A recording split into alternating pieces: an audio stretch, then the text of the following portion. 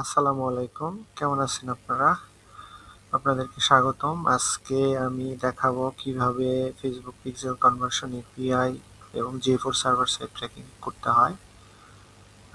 আমরা একটি ই-কমার্স ওয়েবসাইটে দেখাবো কিভাবে আমাদের J4 সার্ভার সাইড ট্র্যাকিংটা করতে হয়। যদিও এটা কাস্টম মেড একটা website, normally data layer enable করা নেই। তো এখানে আমরা কাস্টম জাভাস্ক্রিপ্ট দিয়ে ডাটা লেয়ার এনেবল করে দেন আমরা J4 সার্ভার সাইড ট্র্যাকিং এবং Facebook Pixel কনভার্সন এপিআই ট্র্যাকিংটা করেছি। তো আমরা অন্য একটা ভিডিওতে কাস্টম জাভাস্ক্রিপ্ট দিয়ে কিভাবে ডাটা এনেবল করতে হয় এটা আমরা দেখাবো। তো আজকে আমরা দেখাবো শুধু হচ্ছে ফেসবুক পিক্সেল কনভার্সন এপিআই এবং J4 সার্ভার সাইড ট্র্যাকিং। এই যে এটা হচ্ছে আমাদের ইভেন্ট ম্যানেজার। আমরা যদি এখানে টেস্ট ইভেন্টে যাই, যদিও আমাদের টেস্ট ইভেন্টে আগে থেকে অনেক ডেটা আছে, তো আমরা এটা এইভাবে রেখে দিলাম। সার্ভার জিটিএমটা আমরা অলরেডি প্রিভিউ দিয়ে দিয়েছি। তো যদি আমরা এটা স্টপ করে দিই, আবার নতুন করে আমরা সার্ভারটা প্রিভিউ দেই। সার্ভারটা প্রিভিউ দিলাম আমরা ওয়েব জিটিএমটাও প্রিভিউ দিয়ে রাখছি। এই যে আমাদের জিটিএম আমরা প্রিভিউ দিলাম। এদিকে আরেকটা বিষয় হচ্ছে আমরা এই যে জিএফোর এখানে ডিবাগ ভিউ আমরা রেখে দিছি। আমরা জিএফোর ডাটাটা কিভাবে পাচ্ছি সেটাও দেখব। তো এই যে আমাদের পেজ ভিউটা চলে আসছে। যদি আমরা সার্ভারে যাই, এই যে আমাদের পেজ ভিউটা চলে আসছে। তো যদি আমরা ইভেন্ট ম্যানেজারে যাই, যদি ইভেন্ট ম্যানেজারে এখনো ডেটা আসেনি, আসবে, একটু হয়তো দেরি সময় লাগে। তো দেন আমরা এখানে GA4 এ যদি যাই, GA4 এ যে আমাদের পেজ ইভেন্টটা চলে আসছে।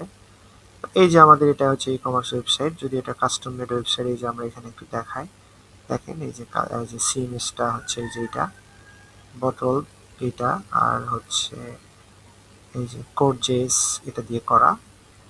তো পরবর্তী ইভেন্টে আমরা যদি যাই, আমরা এই যে মিনি আচরা এটাতে ক্লিক করলে আমাদের হচ্ছে ভিউ আইটেমটা ফায়ার হয়েছে। এই যে যেমন ভিউ আইটেম, এই যে ভিউ কন্টেন্ট, এই যে এখানে content category, content ID, content name, type, contents, currency, event name, FBB, FBC, value. মানে আমরা নর্মালি জানি GA4 এর স্কিম অনুসারে এবং ফেসবুকের রিকমেন্ডেশন অনুযায়ী যে প্যারামিটারগুলো পাঠাইতে হয় আমরা এখানে পাঠাইছি। যেমন content category, IDs, content name, contents, তারপর কারেন্সি, ভ্যালু, এগুলো আমরা পাঠাইছি। এই যে আমরা এখানে এক্সটার্নাল আইডিটাও পাঠাইছি। এই যে আমাদের ইভেন্ট আইডি, যেটা আমাদের ডিডুপ্লিকেশনের জন্য কাজে দিবে। তো এই যে আমাদের অলরেডি এখানে পেজ ভিউটা ডিডুপ্লিকেট হয়ে গেছে।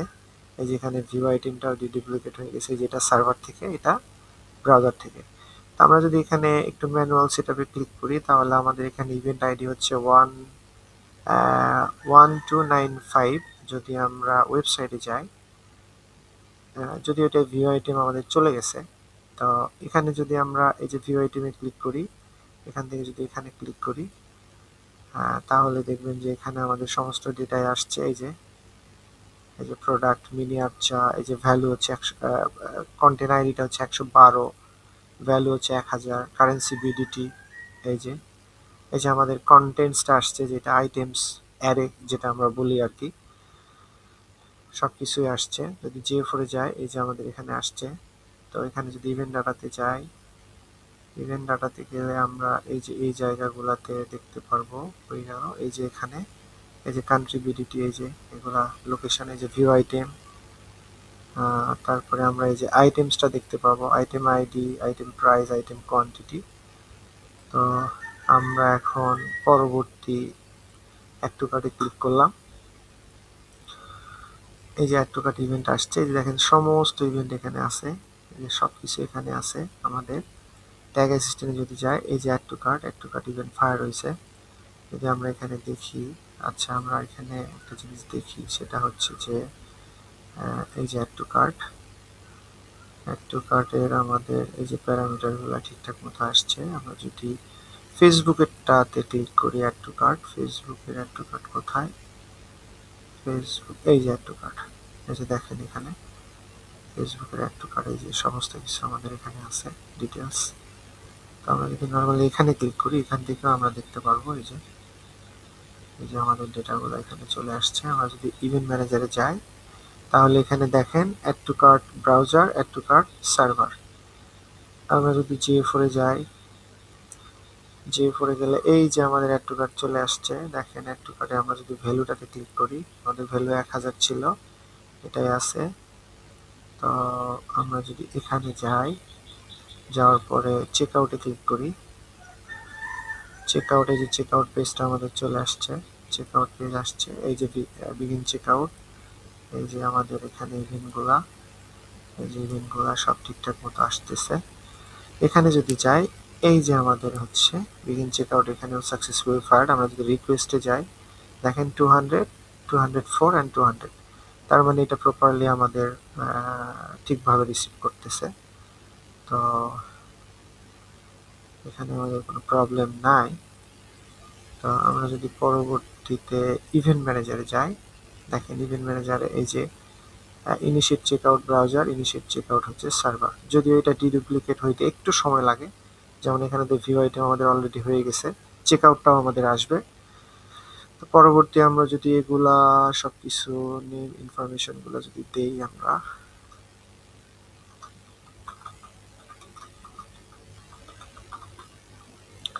যে আমরা ইনফরমেশনগুলো দিলাম, দেওয়ার ফলে আমরা এটাকে যদি কনফার্ম করি,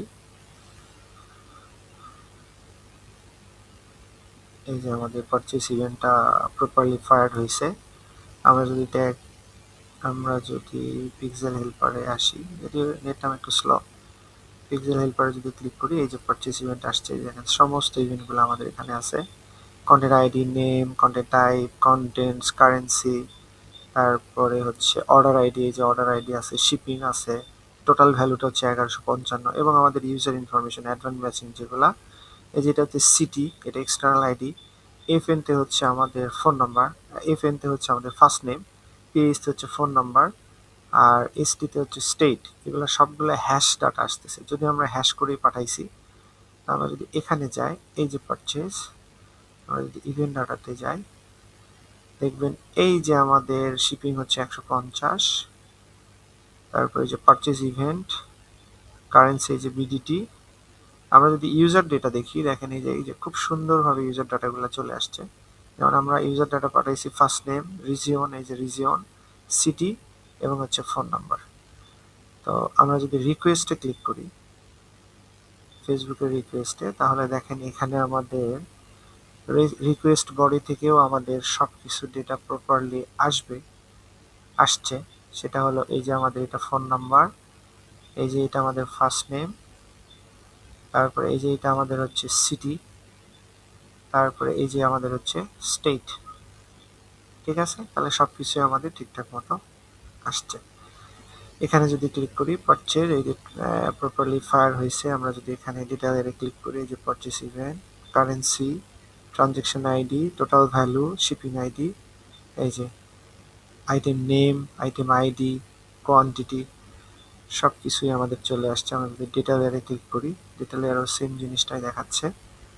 এখন আমরা যদি এখানে যাই, দেখেন আমরা এখানে এখনো ডিডুপ্লিকেশন হয়নি, তবে এটা হয়ে যাবে। পারচেজ আমাদের দেখেন এই যে পারচেজ ব্রাউজার থেকে আসছে, পারচেজ সার্ভার থেকে আসছে। যদি সার্ভারে ক্লিক করি,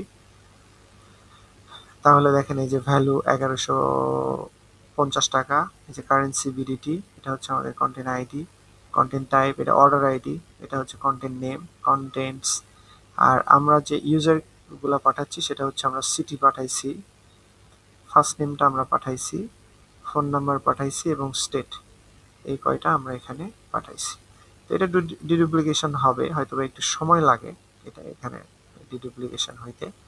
আমরা যদি GA4 এ ক্লিক করি, আমাদের পারচেজটা চলে আসবে।